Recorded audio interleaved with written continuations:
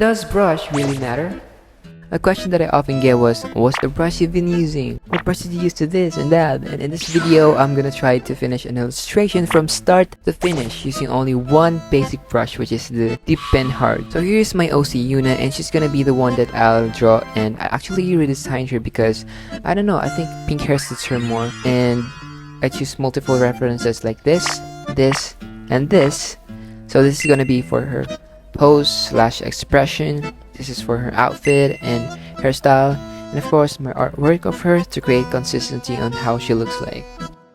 Now let me start the sketch. It's kinda not too challenging for me on the sketch part and the line art part since I'm actually using Dip Pen Hard for this part. Lately there has been emphasis on style or brushes or like all of that stuff instead of learning the basic fundamentals first, like basic anatomy. I actually didn't focus on anatomy well since I love doing portraits more, but still I learned the basics, you know, before I jumped into shapes thingy. Also, just want to say where I'm from because you'll be asking if I'm Korean. I'm not from Korea, and I'm not Korean.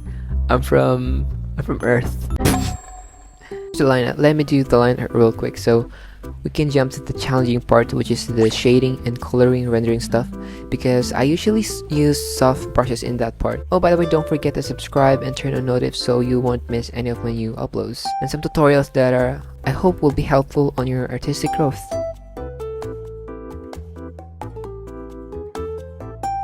Now let's jump into the coloring and shading. This part might be the most challenging using only one brush because we need that soft edge and hard edges together, and that is why I introduce you to Blur Tool. I use this a lot when I want to soften hard edges or blend colors together. To answer the question, does brush really matter in creating eye candy artworks? Well, yes and no. Yes, because certain brushes makes it easier to blend and add texture, and no, because you can still create good art with the basic brushes. This is pretty subjective because all of us has different style and look that we want on our illustration. Some want painterly and textured, and some want soft looking art. So before I start shading, here's the brushes that I normally use. For the sketching, I use Dip Pen Hard and Colors Pencil, as well as the line art. And for the shading, I use Pen Fade, Soft Pastel, Airbrush, and my custom brush called Squared Hoshi, but I don't really use it too much, and Fade Watercolor Opaque. This part of the process is not like my most favorite part, but I still like it.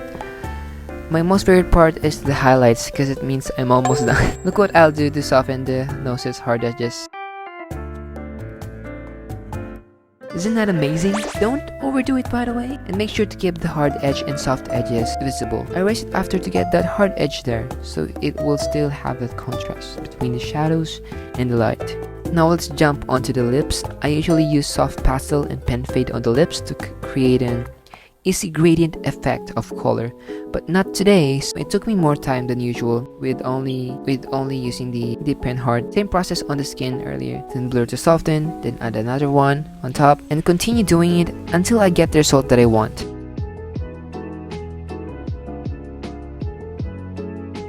I normally use airbrush for the blush, but now I can't because, you know, we're using Dip Pen Hard only. So what I did was I lowered the opacity, and then I used the blur tool to make that soft looking blush. Now I merged all the layers in one layer so I can render and add shadows easier using multiply. By the way, I put everything that I merged in a folder for merging so I have a backup. If ever I made a mistake on the merge layer, I can easily make adjustments.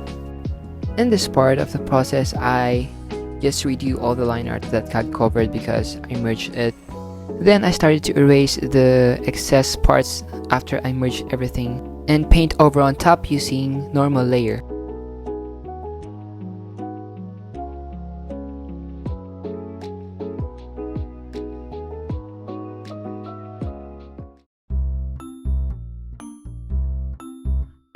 My favorite part. I love doing the highlight. You know, you see on my shorts, people be like, art tutorials be like, because I only show like the the most rewarding part, which is the putting the highlights and adding the minor details. I really love that part of the process because once you do the highlights, it just makes everything pop. I added some accessories to make the artwork more interesting. I then started to paint over more and add additional hair strands and add the lights and highlights. By the way, if you're using Clip Studio Paint or Procreate, please give me some hacks that you think will suit my artwork, because I am planning to learn both programs and use it both in the future. I already mentioned how I use multiply for the shadows, right?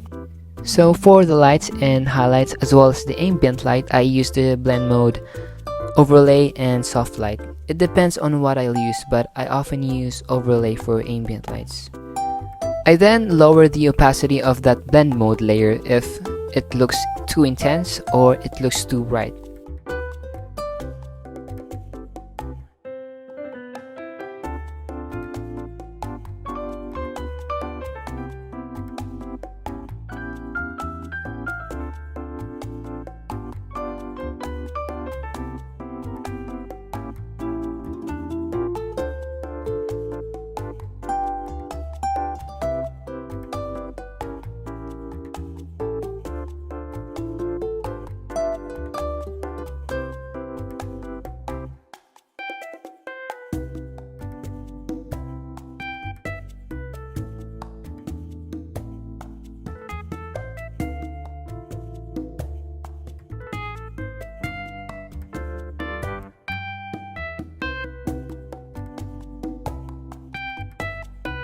I added an earring, a necklace, and then I added an ambient light on the character to make it look more interesting, and also for color variation. Since I just remember my OC is an idol, I put a mic on her and added some light sticks and my watermark logo, and we're done.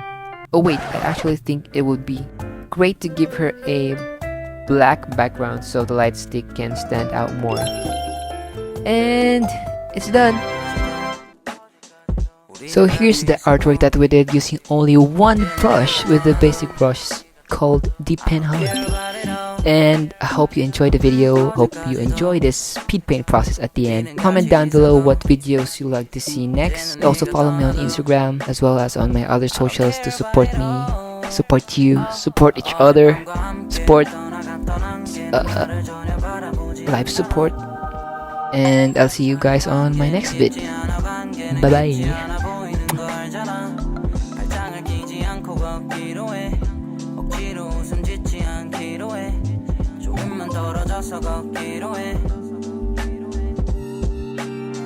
나를 바보처럼 바라보던 날도, 우리가 별명을 부르던 그날도, 둘이 여기저기 돌아다닌 날도, 우리가 모자를 맞췄던 날도, 이제 없으니까, 그럴 일 없으니까.